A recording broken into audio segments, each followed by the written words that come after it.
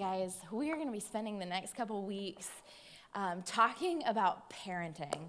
And don't worry if you're like, wait, I'm not a parent. That's okay, because this series is actually for anybody who is interested in having any sort of influence on the next generation. So whether you are a grandparent, an aunt, an uncle, whether you are a teacher or children's ministry worker, whether you are a neighbor who just wants to affect and influence the kids around you, this series is for you. We're going to be talking about some practical guidance of how it is that we influence the next generation. Now, we had this series planned for a really long time, and so we never really could have anticipated the cultural events, the current events that would have been surrounding this series. But I just think that it is so timely, so timely. I mean, just last week, there was a school shooting in Parkland, Florida, where a kid opened fire and killed 17 other students. And then last week, it also happened that just in Frederick County, there was a dad who had to turn in his daughter because he found ammunition and a plan in order to attack her school. And in addition to that, at Clarksburg High School, just last week, there was a student, 2 blocks from where we are, there was a student who was found with a loaded gun at school. And I am not here to make any sort of statement about gun control. I have no idea. And in fact, those of you who sit in this room have varying opinions about what should be done with that, and that's okay. The cool thing is that we sit next to the people and we all want to worship Jesus together. I think that is the thing that beyond all political affiliations, beyond all political ideas and identities, we say, no, first our identity is to follow Jesus. First our identity is to worship and love Jesus. All other things fall to the wayside. So I'm not really here to have a political opinion about any of those things, because I really just don't know. But here's what I do know. I do know that the events that have happened are symptoms of something that is so much deeper that's going on in our culture, particularly in the lives of the next generation. That they are lost and they don't know where to be found. That they are hurting and they don't know where to be healed. That they are searching for some sort of truth and they can't find it. And so here, if anything, it is like this great call for the church, both the parents and the non-parents, to rise up in these incredible ways and to speak truth to these kiddos in order to mentor them, to love them, to show them the way of hope, to show them a way of clarity, to show them a way of something different than what they're currently finding. And so I'm really, really excited about this opportunity we have, that as a group of adults and parents, non-parents and parents, that we have this opportunity to dive in this together, to find ways to help our kids thrive and to help the neighbor kids thrive and to help the community kids thrive. And so I'm excited about our opportunity to dive in this together. So the series that we're in is called "It's Just a Phase." Now, oftentimes we use that phrase to kind of talk negatively about the particular phase we're in, to kind of say, hey, let's skip this one. So, for example, when you're in the newborn phase and no one's getting any sleep, you're just like, okay, it's just a phase, it'll be over soon enough. Or then your kid enters the take off all your clothes and run around naked phase, and then you're like, oh, it's just a phase, it'll be over soon enough, we just have to get through it and duct tape the clothes on. It'll be fine. Or the lying about everything phase, even though it doesn't even matter. There's that phase that you just want to skip over. There's the I love you. No. Wait, how does it go? It's the it's the leave me alone, you're never here phase, which happens consecutively. If you've ever worked with teenagers or parented a teenager, that 1 second they're like, leave me alone, just leave me alone. And the next second, you're never here for me. Why are you never here for me? They happen totally consecutively, and it's so confusing. And you're like, I'd just like to fast forward this one. This one, I'd like to skip. But the problem is that at every phase, At every single phase, there's something particular that happens. We have a particular opportunity that we have to take care of. And if we hunker down and just wish that it would go away, if we say, hey, it's just a phase, and I'm going to be better at the next phase. I want to skip this one and go to the next. My skill set is really about like the teenage years. So I'm going to skip elementary and clue in then. We have a little bit of a problem because we don't realize the speed at which these phases come and go. We don't realize how fast our kids grow up. We don't realize how short the time is that we really have. There's a saying that goes, long days, short years, and it's so true. The day can feel like an eternity. Just get me to bedtime. But the years go in a blink of an eye. In fact, in Scripture, there were some wise men that knew that there was a tendency for us to rush over the present. And so in the Psalms it says this, so teach us to number our days, that we may get a heart of wisdom. Teach us to number our days so we may get a heart of wisdom, because we don't realize how short the time is. And so we need to capture it. We need to understand it. And so here's what I've done for you. I've captured the time. I'm numbering your days. In this jar is about 936 marbles, okay? If you were to give a set of parents this jar when their child was born, and they took a marble out every single week, by the time that child reached graduation, this jar would be empty. That's how much time you have. That's how much time you have. So let me show you a little bit of what this looks like. A little loud.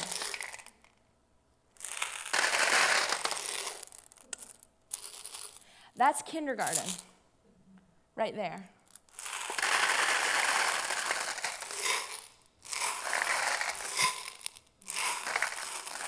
Oh, lost a week. Netflix. This is middle school, right here. So if you're thinking, well, I just want to wait till my kids are older to really engage them, you've lost a lot of time.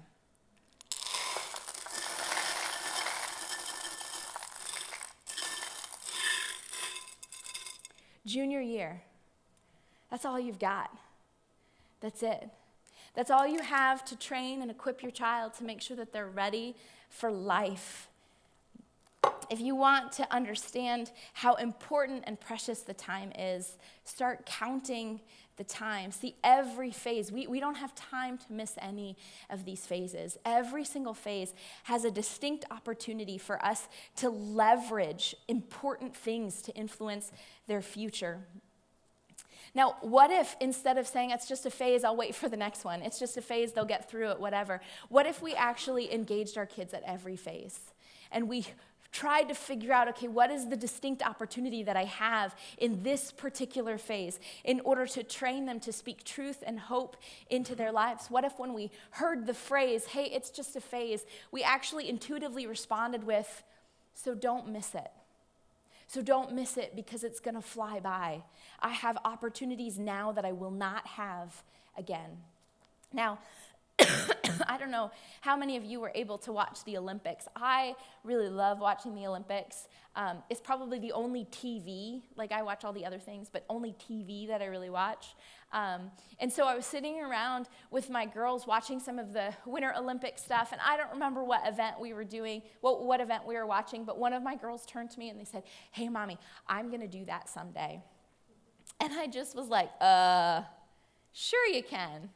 Great. Now, in the back of my mind, I'm thinking, there's no way that you are going to be an Olympic athlete. But I didn't want to crush her dreams. So I was like, yeah, sure, great. Absolutely, you can do that. See, what she doesn't realize is in that pinnacle moment of excitement and wonder and performance is that there is a whole lot of training that has happened behind the scenes. In fact, there was a study done during the 2012 London Olympics to try to understand how much time has been invested, how much time these athletes have invested in training themselves to be able to perform and compete at this level. And generally they came up with a figure of about 10,000 hours that the athletes engage in training 6 hours a day, 6 days a week, 12 months a year. That means that they train when it's hot. They train when it's cold. They train on their birthday. They train on holidays. They train on vacation. They train through injury. I mean, even when they're hurt, they try to figure out some way that they can keep moving forward, that they can keep training and going after their goal. I mean, that's a lot of focus. That is a lot of drive and dedication. Now, with that in mind, let's read together this passage that we find in Proverbs. It says this, train up a child in the way he should go, and when he is old, he will not depart from it. Parents training their children are like coaches training Olympic athletes. Parents train their kids for the Olympics that is called life. There are no days off. There's no, oh, it's too hot today, let's just hang it up, right? There's no, it's too cold. There's no, it's your birthday, so can't this just be easy? There's no, I'm sick, so I'm tapping out today. There is no vacations. In fact, in our household, my husband says that we're not allowed to say that we go on vacation. And the reason for this is because when you take your kids with you, you're never on vacation. You're just parenting your children in a different location. There's no vacation. So whether you're doing it good or you're doing it bad, training of your children never stops. It doesn't stop for anything. Now, the hope is, what Proverbs is talking about, we're talking about good training. The hope is that if we train our children well, they will win at life. And we don't just mean that they'll win at life, that they'll be able to pay their taxes and have a job, although those things we hope happen, right? When we're training our children to be awesome at life and to win at life, we're training them for something so much more than just like, hey, did you do all the things? We want them to have the best life, a life that is so full, the life that is so abundant. And in fact, in John 10:10, Jesus says this. He says, I have come that they may have life and have it to the full. So when we talk about our children having the best life when they grow up, we're not just talking about, can you hold down a job? Can you hold down relationships? Can you feed yourself? Can you change the oil? We're also talking about the fact that we want them to have a full life. We want them to be connected to Jesus. We want them to know God. We want them to thrive in that relationship, to know hope, to know truth, to have direction and clarity in their life. We want them to have the life to the full. So when we're talking about training, for those who are believers, we're not just talking about training that includes skills and competencies in life. We're also talking about training that includes training their hearts and training their motives and training their beliefs and their values. Now, when Proverbs tells us, hey, train up a child in the way that he should go, and when he's older, he won't depart from it, we oftentimes read that as though it's this ironclad promise that if you train a child this way, then no matter what, he will go in the right way. But there are people sitting in this room that know that that is not true. That you have trained your children in particular ways, and they have not followed in those ways. In fact, this verse may be very painful because for you keep thinking, well, no, I tried. I was the coach. Summer, winter, cold, hot, birthdays, vacations, I trained them.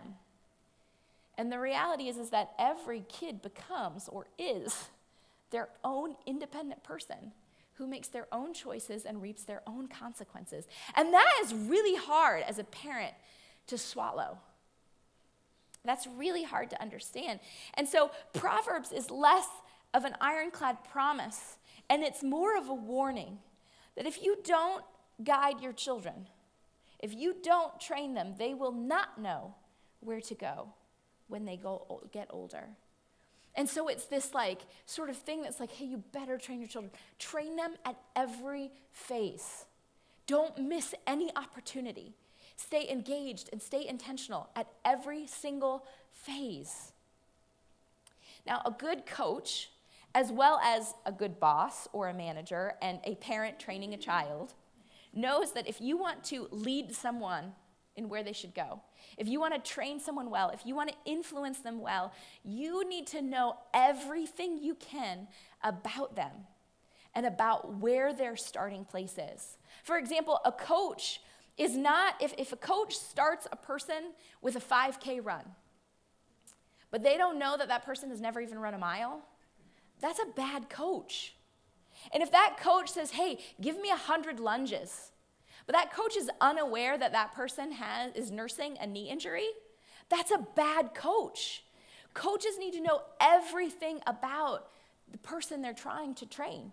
Parents need to know everything they can about the kids that they are trying to raise, the kids that they are trying to train. The problem is that kids often know a lot more about adults than we know about them. See, the way that we are naturally wired is to pay attention to the people in power, to pay attention to the things that they like, the things that they dislike.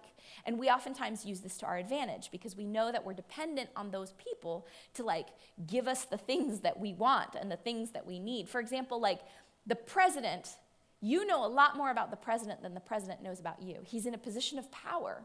You are not so much, right? And so we know a lot about him. He doesn't know a lot about us. And teenagers know that they rely on adults for their food and their transportation and probably to pay for things when they want something. And so they pay attention to the things that you like and you don't like. So when they need something, they can go, hey, I know that you were talking about that dress that you saw at the mall the other day. And so I was thinking, maybe on Saturday you'd want to go pick that up. And maybe I could get a ride to the mall also. I mean, I'm just thinking maybe that would benefit you, right? Now, we may call that manipulation. They call that survival. They are good at observing the things that their parents want. And it's not just teenagers who are good at this. You can even see this start to happen in preschool and elementary, right? They start coming up and they're like, I know you like chocolate. Wouldn't it be a good idea to have chocolate right now? I think so, right? They do these things because they know if they're going to influence you to make choices that benefit them, they have to know you. But adults don't need kids like kids need adults. And so we as adults have to be even more intentional when it comes to getting to know the kids in our lives. St. Francis of Assisi said this. He said, seek first to understand, then to be understood. Seek first to understand, then to be understood. As adults in power, we often assume that we know everything that needs to be known about the kids in our lives. We assume that we already know what they need. We already know what they want. We already know what they like. We already know how they process things. But oftentimes when we make those assumptions, we actually wind up giving kids the things that they don't want and they don't need, the things that they're not interested in, or the things that don't motivate them. We have to seek to understand the kids who are in their lives, how they think, how they process, the questions they have, the stressors that are in their lives, so that we can actually help them and discipline them and guide them. And so that we have a relationship with them so that they will listen to our guidance and accept our help and heed our discipline. I'll never forget, there was a girl that I worked with when I was out in Phoenix. When I was in Phoenix, I worked as a student pastor, so I worked with a lot of high school students. And I always remember this 10th grade girl. She had started dating this guy named Rob. Rob. She had started dating this guy named Rob, and she fell hard for this guy, and she was all about Rob, and she pretty much quit youth group. She quit everything in order to spend all of her time with Rob. Now, her dad came to me and was like, hey, you're influential in her life. Will you please talk to her about Rob and how much we hate Rob and how she needs to break up with Rob? And I told her, I told this guy, I told the dad, I said, you know what, here's the thing, we've had these conversations and we're working on it, but what are you doing?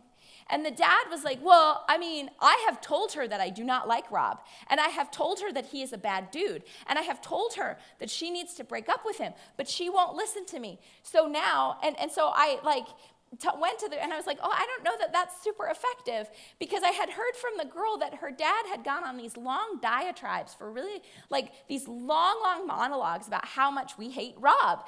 And that wasn't effective. So then the dad started just punching these holes. And every time his daughter walked in, he'd be like, how's Rob?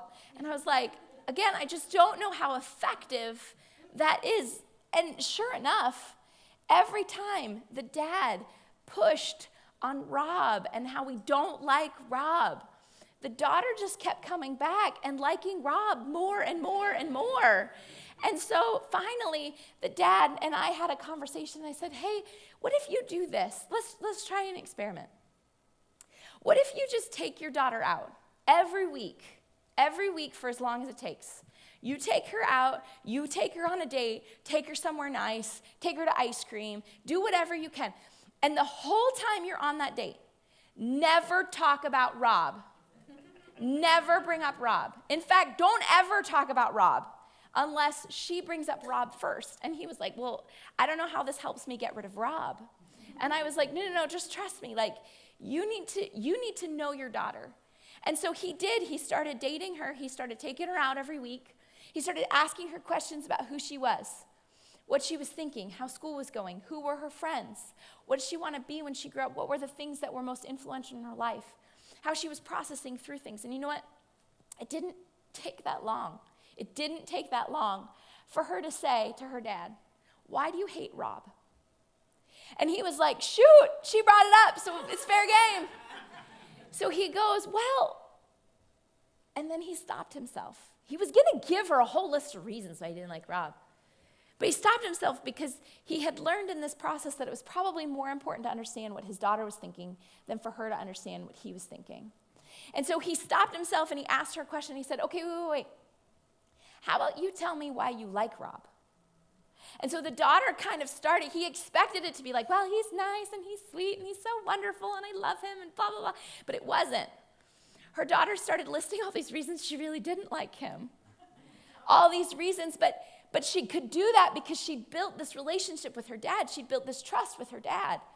Her dad had explored all about her. And so through this conversation, her dad was like, you know what, it sounds like he doesn't really treat you super well. It sounds like you deserve better in your life. And the daughter was like, yeah, I do.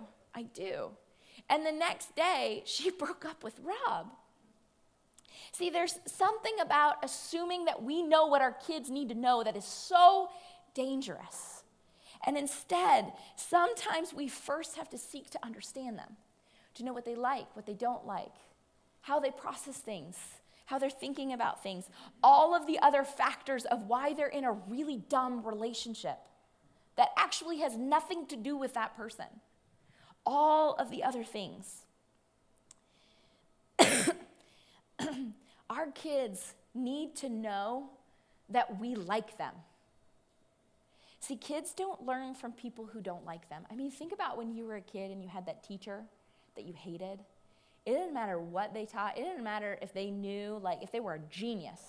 No matter what came out of their mouth, because you hated them, all you heard was, wah, wah, wah, wah, wah, wah, wah, wah, wah, wah, wah, I'm stupid, I hate you, you're dumb, right?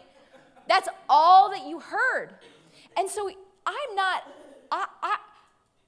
our kids, when we don't have relationship equity with them, when we haven't had fun with them, when we haven't played with them, when they know that we don't like them, all they hear is wah, wah, wah, wah, wah, wah, wah, wah, wah, wah, wah.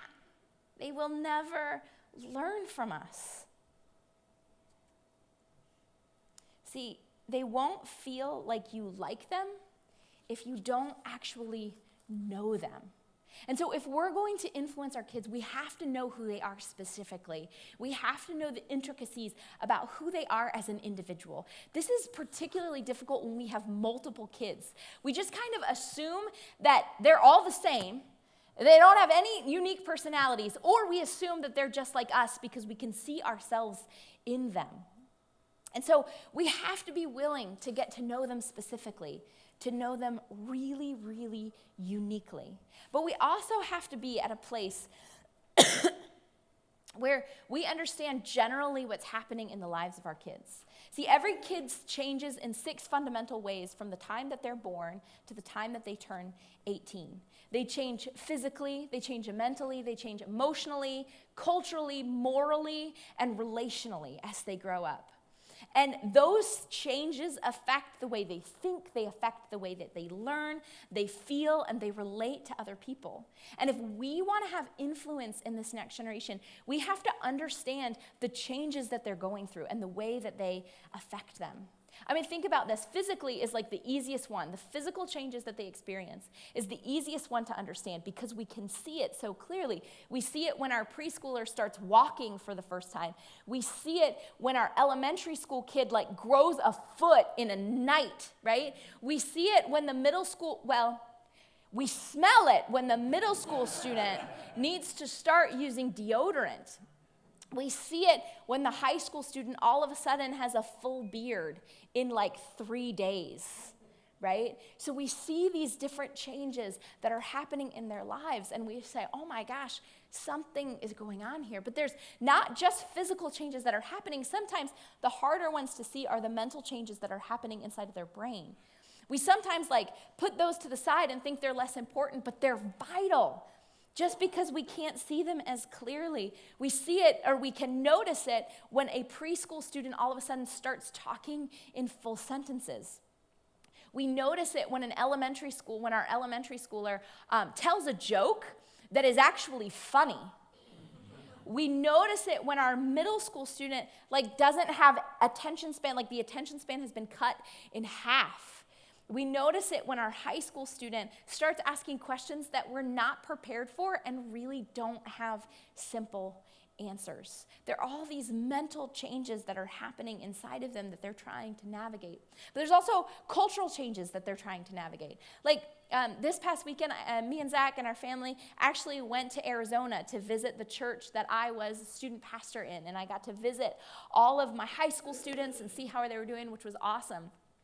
And I was asked to speak at their winter camp, which is this crazy, amazing opportunity I was so excited about. So there were a ton of kids there. And something happened that I was excited about, that everyone was pumped about, and I did this. Now, if you're unfamiliar with that, this is called a dab. It was at the height of cool 18 months ago when I was working with students in Arizona. Apparently now, it is like the most loserous thing that you could ever do is dab. And they made sure that I knew about this. And I thought to myself, like, gosh, that was really embarrassing. Like, they kind of made a big deal about that. But what I realized was, like, what if I was a middle schooler who didn't catch on to that cultural trend and was already feeling weird in my own skin and insecure about who I am, and then I didn't know this cultural change that had happened, and I dabbed, and then like everyone made fun of me, right? This would be the worst thing in the world. See, these cultural changes are actually hugely influential in the lives of our kids, but cultural changes aren't just pop cultural changes. They're any cultural change that's happening in the lives of our kid. For example, being born, that's a cultural change. You're shifting cultures a bit. When you walk, when you're potty trained, when you enter kindergarten, when you engage puberty, when you go to your first dance, when you experience your first breakup, when you learn to drive, and when you graduate, those are all cultural changes. And all of those changes, the mental changes, the physical changes, the cultural changes, the other changes also, those are all good and they're important and they're necessary, but man, change is stressful. Change is really hard. Cultural change alone creates tension, right? Imagine me in that moment being like, wait, that's not cool? Oh, right? That creates tension. But if you add on to it these other physical and mental changes, it creates in the lives of our kids crisis. Crisis. Now, that doesn't necessarily mean that it's trauma or it's tragedy, even though potty training and puberty is kind of a traumatic trauma. But I don't necessarily mean that. These crises in our lives and in the lives of our kids, they're developmental crises. And understanding them, we have to understand them if we want to influence our kids as they're going through these crises. We have to understand the phase, we have to understand the crisis, we have to understand the key question that underlines what they're going through. And we have to understand this if we know the role that we are supposed to play in those unique times in their lives. As our kids are changing, our role is actually changing also. So every kid is different, but generally, kids follow a similar pattern as they go through these phases and these crises and the questions that they ask in life. And so I wanted to look at them for just a second. First, I want to look at the crisis or the phase of preschool. At birth, the crisis, in preschool and early in life, the crisis that every kid experiences is birth. A child goes from being this underwater creature that is mostly in darkness and in a place where they are constantly being fed and taken care of, that they are the perfect temperature, where they just feel like they are safe all the time, to being in a place where there is air, they are not fed all the time, they are flailing around. This is a crisis. And so the question that undergirds everything that baby experiences is the question, am I safe? Now, they can't even articulate this question, but this is the thing that drives every cry that they have. Am I safe? In preschool, all throughout preschool, every child is asking questions that start with, am I? These questions lay the foundation of how they see themselves and how they see the world. In this phase, you could sum up the role of your parenting with one word: embrace. Your role is to constantly embrace your child and their physical needs, because when you do that, you're giving him or her the impression that their heavenly Father first embraced them. Now, when your kid moves to elementary school, let's talk about the elementary phase. Now, in second grade, the stakes are raised. They start to notice the differences between themselves and somebody else. Grades become super important. They're being challenged to learn these new things, and they notice who's learning it better than other people. And the question becomes for them, do I have what it takes? And so when they scream, just let me do it, they're really trying to answer this question. Do I have what it takes? In elementary, kids are asking all these do I have questions. They're developing skills and competencies that are going to equip their future. And in this phase, your role is to primarily engage them and their interests, because when parents constantly engage an elementary age kid, it's a picture of a God who first engaged them as a teacher and a leader and a friend. Now, in the middle school phase, we all know what the crisis is here. It's puberty. In middle school, kids continue looking to their peers for affirmation, and they begin to think more critically about themselves and about others. So when all of a sudden they turn into a different person overnight, knowing that they are asking themselves, who am I? Can help us understand that this is just the process of them trying to figure out who they are. We don't have to freak out and think that this is it for the rest of their life. So in middle school, kids are asking a lot of who questions. And in this phase, your role is to affirm them in their personal journey. And when a parent consistently affirms a middle school student, they help him or her believe that there's a God who also affirms them and is there to be their redeemer and their savior. Now in high school, let's talk about high school. In 10th grade, teens start driving. They start to have more control over their schedules, more control over where they go and who they hang out with. And the crisis becomes the desire and taste for freedom. And so all of a sudden, there's this shift not only in what they control in their lives in terms of their schedules, but also they realize and start to wonder, well, what do I control in terms of my values and my principles and my beliefs? And they ask themselves the question, why should I believe? Why should I believe this over that? I seem to have control over everything else. Shouldn't I have control over that too?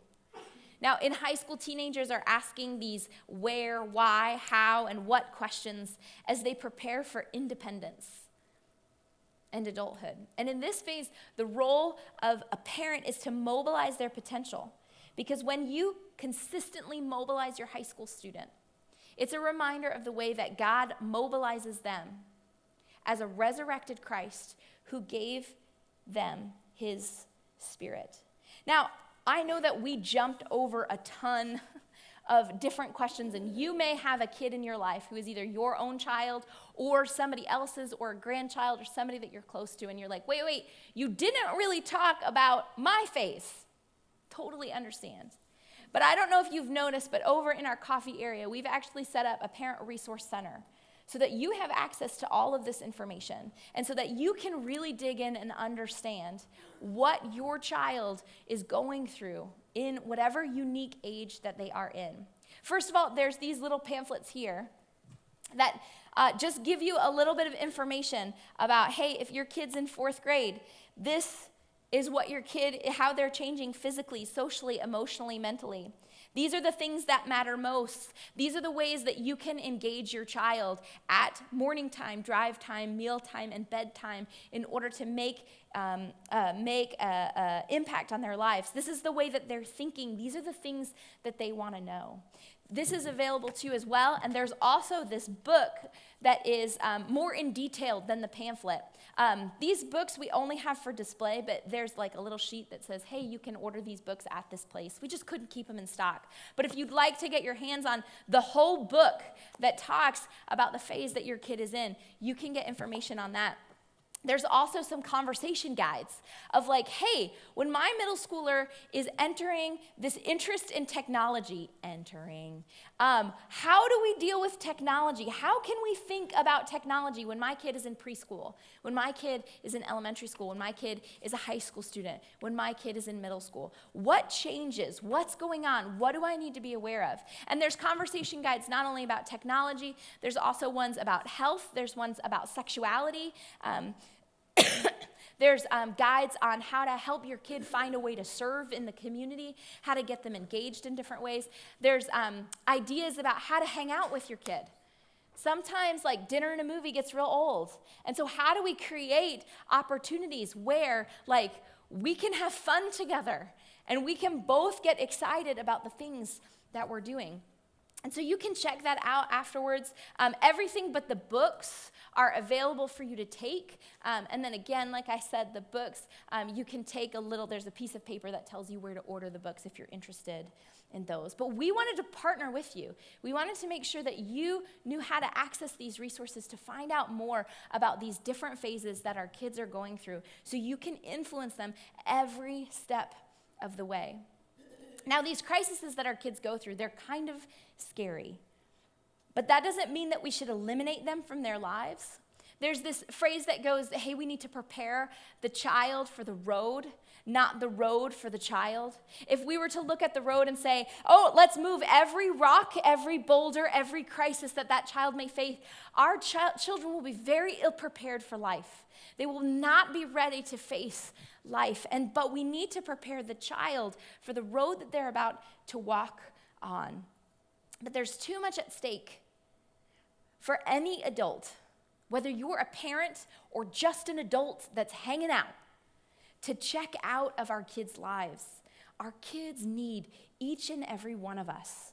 They need us to show up over and over and over again at every single phase. They need us to remind them that they are safe. They need us to answer their questions. They need us to love them in the middle of their world turning completely upside down.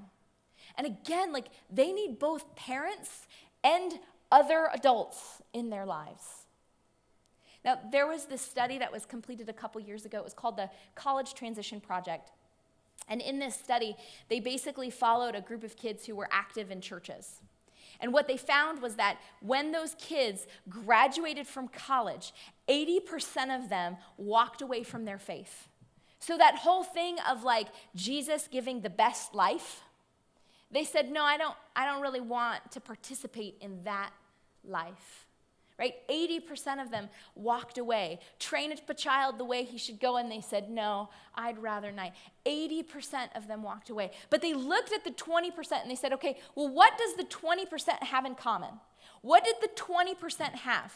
And in every single one of them, what they found was there were two influences that kept them connected to the church. And it wasn't that they grew up in a really large church. It wasn't that they grew up in a church that had lots of money or lots of people or lots of programming. What changed, what tipped the scales for that 20%, the number one thing was that they had parents who engaged them in faith conversations, who stayed present in training them at every single stage of their journey. The number two thing was adults who were not their parents, who engaged them at every single leg of the journey. See, guys, that's huge. That's huge, that if that's the thing that tips the scales, we can do that. Now, there was another study that recently came out that looked at Generation Z, which is basically 18 and under. And they said, well, in normal kids in Generation Z, what is the most influential thing in their lives? It was not their parents. It was not other adults. It was not their friends. It was social media. 18 and under, the number one influence in a kid's life is social media. That's the place that they get that's guiding them and training them in their morals, in their values. That's the thing that's helping them understand their physical changes, their emotional changes, their mental changes. That is the number one thing that is changing them. But it doesn't have to be that way. That doesn't have to be true for every kid, and that doesn't have to be true for our kids. We just need to step up and engage and leverage whatever influence we have to learn everything we can about our kids, to engage them at every phase. Guys, when I was a student pastor, I used to be the other adult, right? I used to be the one who hung out with all the kids, and when the parent had a crisis, they'd call me and be like, hey, will you come fix my kid? And I'd be like, I can't fix your kid, but we can go for coffee, right? So I was that person. I was the person that was the other influence, the number two influencer in these kids' life. I was really good at it. I was so good at it that I thought that when I became a parent and my kids started going through these things, I wasn't going to have any of these problems that these other parents had. And then I became a parent, and my kids started going through these things. And I'm like, I have no idea what to do. I don't know. Because as good of a parent as you are, there is no substitute for having other adults around your kid that can point in the same direction. So I'm at this place where I'm frantically searching for people who can influence my kids in these positive directions. I'm frantically looking for children's ministry workers and people in our small group and friends and family and neighbors that would step up and speak truth into my kids' lives.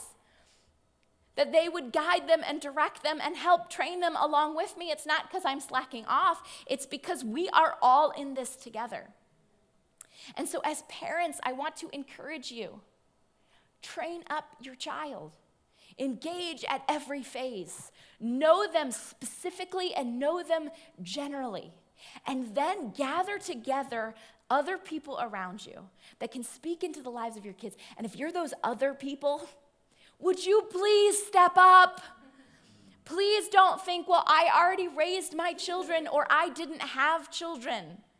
We need you desperately. Desperately. Because we only have 936 weeks. Some of us have less time than that.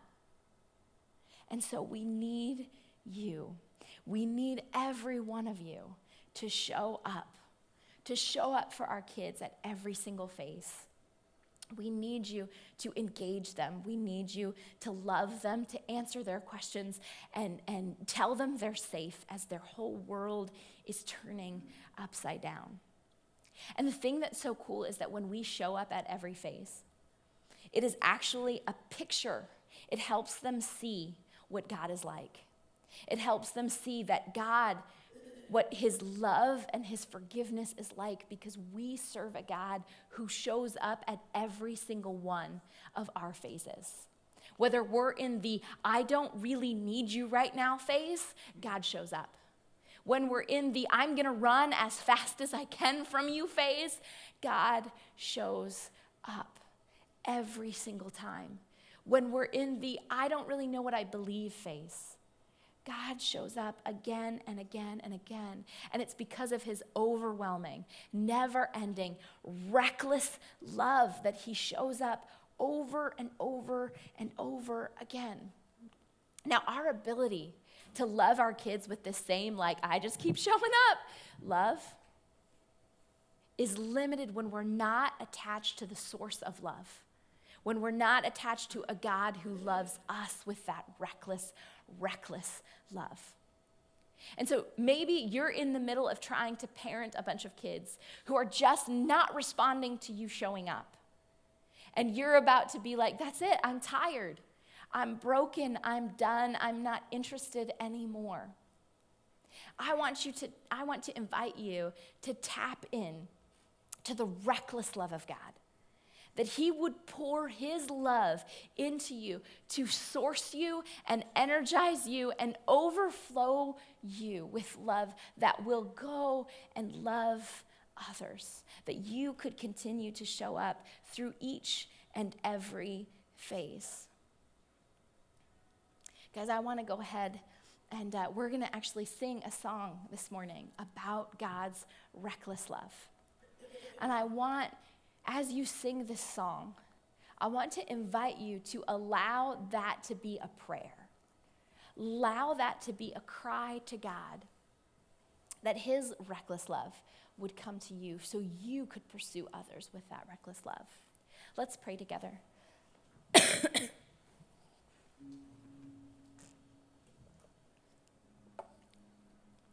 Dear Father God,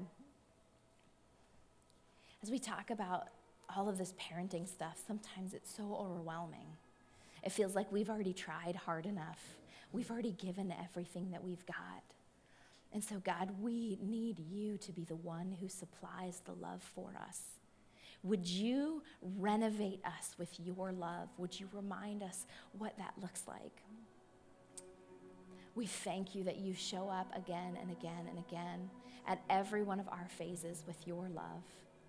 That you remind us that we're safe, that you speak truth to us and you love us as our world is turning upside down. Would we be transformed and be people that can do the same? In Jesus' name, amen. Guys, would you stand as we sing together?